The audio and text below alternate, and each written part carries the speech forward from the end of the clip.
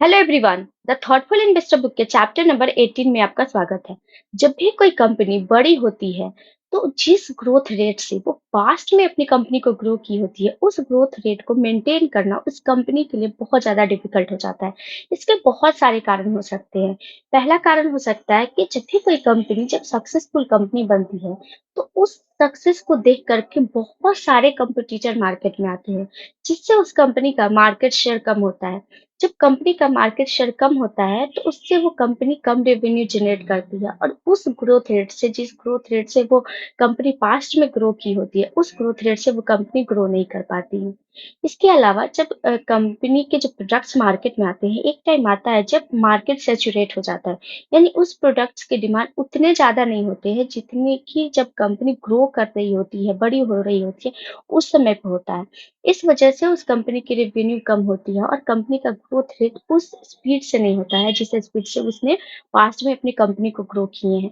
इसके अलावा बड़ी कंपनीज पे गवर्नमेंट के बहुत सारे पॉलिसी, बहुत सारे रूल्स आते हैं, जिसके कारण कंपनी का कॉस्ट बढ़ जाता है। इसके अलावा जिस एफिशिएंसी से कंपनी अपने प्रोडक्ट्स को बना रही थी, उसमें कहीं न कहीं गिरावट आता है। इस वजह से कंपनी का जो ग्रोथ रेट है, वो स्लो हो जाता है। अपने ग्रोथ रेट को मेंटेन करने के लिए कंपनी दूसरी कंपनीज को एक्वायर करती है। उसके लिए कंपनी या तो उस कंपनी को कैश में पेमेंट करती है या फिर अपनी कंपनी के जो शेयर्स होते हैं उसे उस कंपनी के ओनर्स को देती है, जिससे उस कंपनी का जो कस्टमर बेस है, उस कंपनी की जो एम्प्लॉयी है, उस कंपनी के जो मशीनरी एसेट्स है, उस कंपनी को मिल सके और कंपनी फिर से उस कस्टमर बेस का इस्तेमाल करके अच्छे रेवेन्यू जनरेट कर सके और अपने ग्रोथ रेट को मेंटेन कर सके।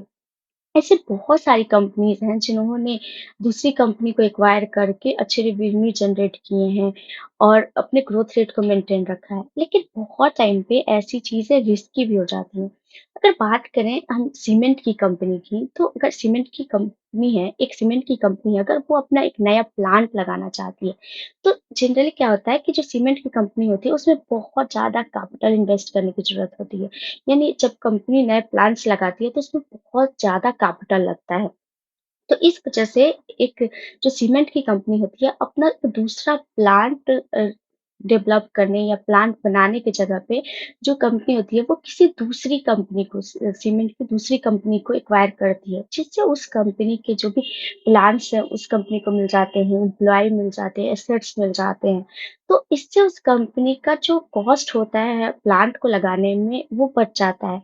इसके अलावा क्या होता है कि जब भी कोई कंपनी ये सोचती है कि वो एक नया प्लांट लगाएगी, तो एक रिस्की हो जाता है कि जब एक सीमेंट की कंपनी अपना दूसरा प्लांट लगाती है, तो मार्केट में सीमेंट की जो सप्लाई होती है, वो बढ़ जाएगी, जिससे जो कंपनी के मतलब सप्लाई ज़्यादा होने की वजह से सीमेंट के, उसके जितने डिमांड है उतने ही रहेंगे। इससे उसके जो सीमेंट के प्राइसेज़ हैं, वो लो हो जाएँगे। तो इस वजह से भी कंपनी दूसरी कंपनी को एक्वायर करती है, ना कि नया प्लांट्स लगाती है। इससे उसको फ़ायदा होता है कि उसके एम्प्लॉयी, उसके एसेट्स एक नया प्लांट लगाने पे जो कॉस्ट लगने वाले थे, वो सब उस कंपनी का बच जाता है।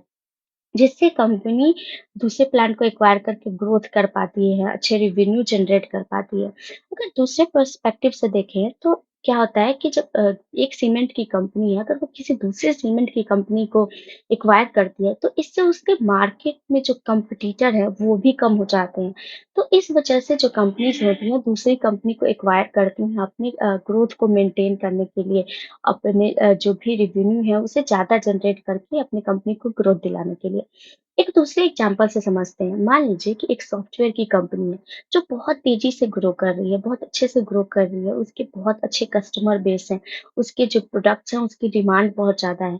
तो कंपनी अपने प्रोडक्ट्स को बेच करके अपने ग्रोथ रे जिस ग्रोथ रेट से वो बढ़ के एक बड़ी कंपनी बनती है। एक टाइम पे आता है कि उसके प्रोडक्ट्स मार्केट में सैचुरेट हो जाते हैं, उतना ज़्यादा डिमांड नहीं रह जाता है, उसके कस्टमर सैचुरेट हो जाते हैं। इस वजह से कंपनी जिस ग्रोथ रेट से वो पास्ट में ग्रो करी है, उस ग्रोथ रेट को मेंटेन करना उसके लिए दिक्कत होने लगता है। मान लीजिए वो सॉफ्टवेयर की कंपनी किसी हार्डवेयर की कंपनी को एक्वायर कर ले, तो इससे क्या होगा कि जो कस्टमर है, उनको एक कंप्लीट सॉल्यूशन मिलेगा। जिससे कंपनी को वो कंपनी इंटरेस्टिंग लगेगी, जिससे उस कंपनी का रेवेन्यू बढ़ेगा, ग्रोथ बढ़ेगा। तो इस वजह से कंपनी इस पर्सपेक्टिव से, इस थॉट से जो कंपनी होती है कि उसका ग्रोथ रेट बढ़ेगा, वो अपनी ग्रोथ रेट को मेंटेन कर पाएगी, कस्टमर बेस बढ़ाएगी, इसलिए वो कंपनी जो होती है दूसरी कंपनी को एक्वायर करती हैं। लेकिन बहुत टाइम पे क्या होता है कि जब कंपनी दूसरी कंपनी को एक्वायर करती है तो वो रिस्की भी हो जाता है। जैसे अगर बात करें जब कोई भी कंपनी दूसरी कंपनी को एक्वायर करती है तो स्टॉक मार्केट को सिग्नल जाता है कि उस कंपनी का जो ग्रोथ रेट है वो स्लो हो गया है। जैसे मान लीजिए कि जब कोई कंपनी नया-नया मार्केट में आती है, वो स्ट्रॉन्ग होती है, जब वो ग्रो कर रही होती है, तो जो भी इन्वेस्टर्स होते हैं, उनको लगता है कि ये कंपनी का ग्रोथ रेट बहुत अच्छा है। इस वजह से ज़्यादा इन्वेस्टर्स उस कंपनी में इन्वेस्ट करते हैं। लेकिन जब भी वो कंपनी बड़ी हो जाती है और दूसरी कंपनी को एक्वायर करती है, तो इससे क्या होता है कि जो इन्वेस्टर्स होते हैं, उनको लगता है कि इस कंपनी का जो ऑर्गेनिक ग्रोथ है, जो इसके कोर ऑपरेशंस है, उनसे जो ग्रोथ हो रहा था, वो कम हो गई है, जिससे एक नेगेटिव सिग्नल जाता है इन्वेस्टर्स को और जो इन्वेस्टर्स होते हैं, वो मतलब एक पैनिक सा फ़ील करते हैं, जिसकी वजह से उस कंपनी की जो प्राइसेज़ है, वो स्लो डाउन हो जाते हैं। जो प्रीमियम है, वो बहुत सारे फैक्टर्स पे डिपेंड करता है। जैसे जब भी कोई कंपनी दूसरी कंपनी को एक्वायर करती है, तो वो उसके कस्टमर बेस को देख कर के, उसमें ग्रोथ को देख कर के उस कंपनी को एक्वायर करती है। यानी कंपनी को लगता है कि ये कंपनी अच्छा ग्रो करेगी, इस कंपनी का जो कस्टमर बेस है, वो बहुत अच्छा है, इस वजह से वो कंपनी उसे एक्वायर करती है। तो इस वजह से कंपनी उसे प्रीमियम पे करती है। दूसरा कारण हो सकता है कि मार्केट कंडीशंस, जैसे अगर बुल मार्केट है, तो उस समय पे जो कंपनी होती हैं, उन्हें लगता है कि बुल मार्केट में ये कंपनी अच्छा ग्रो करेगी। इस वजह से वो उस कंपनी को ज़्यादा प्रीमियम पे करती है। इसके अलावा मान लीजिए एक कंपनी है, उसको बहुत सारी कंपनीज़ एक्वायर करना चाह रही हैं, यानी मार्केट में उसकी वैल्यू ज़्यादा है, उसमें बहुत सारी कंपनी को ग्रोथ दिख रहा है, तो उस समय पे भी उस कंपनी का वैल्यू बढ़ जाता है, जिससे उसे बहुत ज़्यादा प्रीमियम मिलता है अपनी कंपनी के लिए। यानी उस समय पे जो कंपनी दूसरी कंपनी को एक्वायर करती है, तो ज़्यादा प्रीमियम पे करती है। अगर बात करें जब फेसबुक ने व्हाट्सएप को एक्वायर किया था, तो उस समय पे भी जो व्हाट्सएप के जो शेयर होल्डर्स थे या उसके जो भी उसमें ओनर्स थे, उनको बहुत ज़्यादा बेनिफिट्स हुआ था क्योंकि फेसबुक ने बहुत ज़्यादा प्रीमियम पे किए थे। उसी तरह से अगर बात करें माइक्रोसॉफ्ट की, जब माइक्रोसॉफ्ट ने लिंक्डइन को एक्वायर किया था, तो उसने 49% प्रीमियम पे किए थे, जिसकी वजह से लिंक्डइन के जो शेयर होल्डर्स थे, उनको बेनिफिट हुआ था। अब अगर इंडियन कॉन्टेक्स्ट से देखें तो जो फॉरेन एमएनसीज होती हैं वो माइनॉरिटी शेयर्स होल्डर्स के शेयर्स को खरीदती है ताकि वो कंपनी में अपने स्टेक्स को बढ़ा सके। इससे क्या होता है कि कंपनी में उसके डिसीजंस लेने की क्षमता बढ़ती है। वो जो मैनेजमेंट होती है वो जो भी फैसले लेती हैं उसमें उनका पावर बढ़ता है ताकि वो उसमें फैसले ले सके। इंडिया एक फास्ट और ग्रोइंग मार्केट है, यानी यहाँ का पॉपुलेशंस बहुत ज़्यादा है, यानी कस्टमर बेस बहुत ज़्यादा है। इस वजह से फॉरेन एमएनसी इंडियन मार्केट में इंडियन कंपनीज़ में आना चाहती हैं, उनको एक्वायर करना चाहती हैं या फिर उसमें अपना स्टेक्स बढ़ाना चाहती हैं। इसके अलावा इंडियन टेक्नोलॉजी, इंडियन मैन्युफैक्चरिंग भी बहुत ज़्यादा एडवांस है, तो उसकी बेनिफिट्स लेने के लिए भी जो फॉरेन एमएनसीज़ हैं, वो इंडिया में कंपनीज़ में एंटर करना चाहती है, टेक्नोलॉजी की कंपनी, मैन्युफैक्चरिंग की कंपनी में। इसके अलावा जो फॉरेन एमएनसीज़ हैं, वो अपने कॉम्पिटिटर को मार्केट में नहीं आना देना चाहती हैं। वो नहीं चाहती है कि कोई और कॉम्पिटिटर आए और उसकी मार्केट शेयर को कम करे।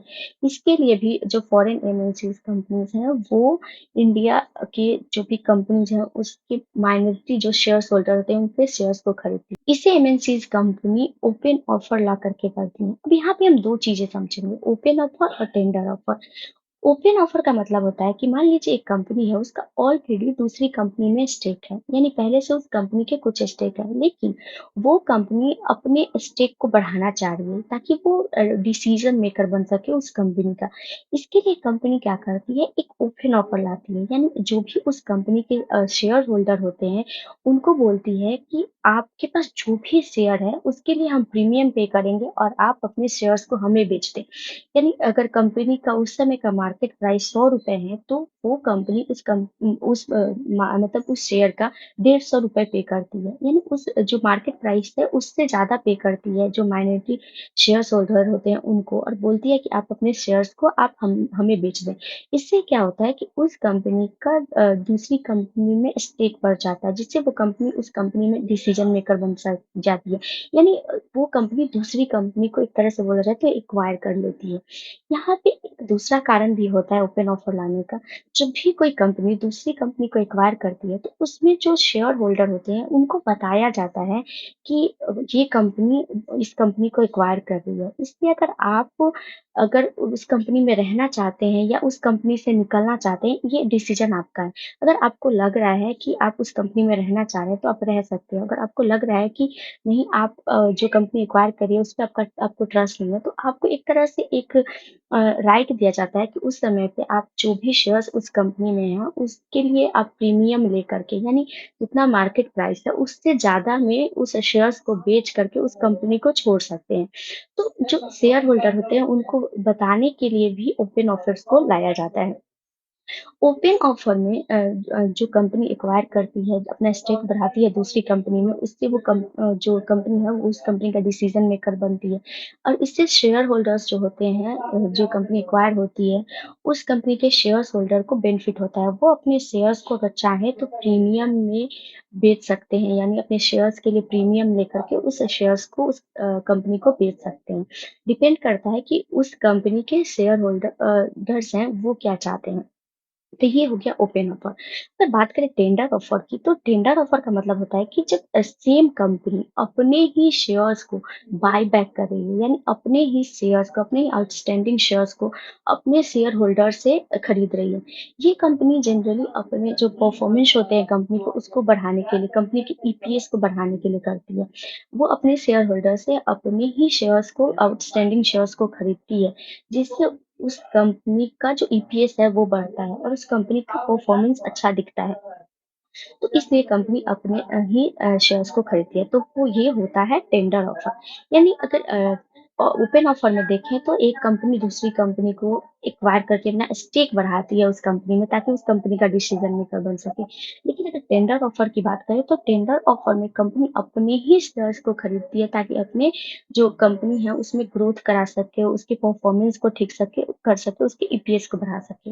लेकिन यहाँ पे बसंत महेश्वरी जी कहते हैं कि ओपन ऑफर में या टेंडर ऑफर्स में, दोनों में अपने जो भी शेयर्स हैं, उन्हें देने से अच्छा है कि आप उन शेयर्स को ओपन मार्केट में, यानी जो उस समय पे मार्केट है, प्राइस है, उसमें, यानी ओपन मार्केट में आप अपने शेयर्स को बेचें। जैसे मान लीजिए, एक हम छोटे से एग्जांपल्स को थ्रू समझते हैं। मान लीजिए, ओपन ऑफर की बात करें, आप अपने शेयर्स को ओपन ऑफर में बेचना चाहते हैं। मान लीजिए कोई कंपनी है, वो आपके जो भी शेयर्स हैं कंपनी को, उसके लिए प्रीमियम पे कर रही है, तो आप उसमें बेचना चाहते हैं। तो इसके लिए एक प्रोसेसिंग फी लगता है, जो प्रोसेसिंग फी होता है ₹20 प्लस जो भी जीएसटी है। अभी की बात करें तो जीएसटी है 18%। यानी कि अगर आप अपने शेयर्स को ओपन ऑफर में बेच रहे हैं, तो उसके लिए आपको पहले ₹20 और उसके बाद 18% जो उसका जीएसटी है उसे देना पड़ेगा। तो पूरा देखें तो ये लगभग ₹23 के आस-पास आएगा। यानी ₹23.5 आपको प्रोसेसिंग फी में पहले देना पड़ेगा। ये कंपनी जो भी डॉक्यूमेंट्स बनाती है या जो भी प्रोसेसिंग के लिए जो भी चीज़ें करती है, उसके लिए फी देना पड़ता है। तो सबसे पहले आपको ये ₹23.5 फी करने पड़ेंगे। उसके बाद जो भी आपको मतलब प्रॉफिट होगा अपने शेयर्स को बेचने के बाद, उसपे आपको टैक्स भी पे करना पड़ेगा। लेकिन अगर आप मार्केट में, ओपन मार्केट में अपने शेयर्स को बेचते हैं, तो उसमें सिर्फ़ आप जो भी प्रॉफ़िट करेंगे, उस पे आपको टैक्स पे करना पड़ेगा। तो यहाँ पे बसंत वैशाली जी कहते हैं, चाहे टेंडर ऑफ़र हो या ओपन ऑफ़र, अगर इसमें अपने शेयर्स को बेचने से अच्छा है कि हम ओपन मार्केट में अपने शेयर्स को बेचें। थोड़ा अगर डिस्काउंट भी है, थोड़ा कम में भी बिक रहा है, तो भी आपको ओपन मार्केट में अपने शेयर्स को बेचना चाहिए। इन शॉर्ट समझें तो ओपन मार्केट बेस्ट होता है अपने शेयर्स को बेचने के लिए या फिर खरीदने के लिए। ऐसी बहुत सारी एमएनसीज़ कंपनी रही हैं जिन्होंने इंडियन कंपनीज़ में अपने स्टेक को बढ़ाने के लिए उनके शेयर्स को खरीदे हैं। जैसे अगर बात करें वॉलमार्ट की, तो 2018 में वॉलमार्ट में 77% स्टेक्स लिए थे फ्लिपकार्ट के। यानी फ्लिपकार्ट के 77% स्टेक्स को वॉलमार्ट ने खरीदा।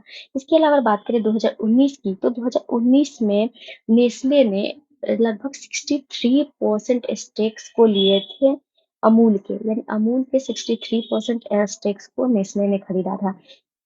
तो ये कुछ एमएनसीज़ कंपनीज़ होती हैं, वो अपनी इंडिया में कॉम्पिटिटर कम करने के लिए, इसके अलावा मार्केट शेयर्स को बढ़ाने के लिए इंडियन जो कंपनीज़ होती हैं, उनके स्टॉक्स को खरीदती है।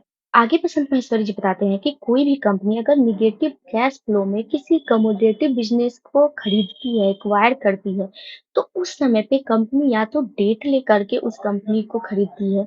तो इससे क्या होता है, वो कंपनी लॉन्ग टर्म में अच्छा नहीं कर पाती है, यानी बहुत सारे टाइम पे वो कंपनी बैंकरप्ट तक हो जाती है। अब यहाँ पे हम सबसे पहले commodity business, negative cash flow, इन सब चीज़ों को समझ लेते हैं।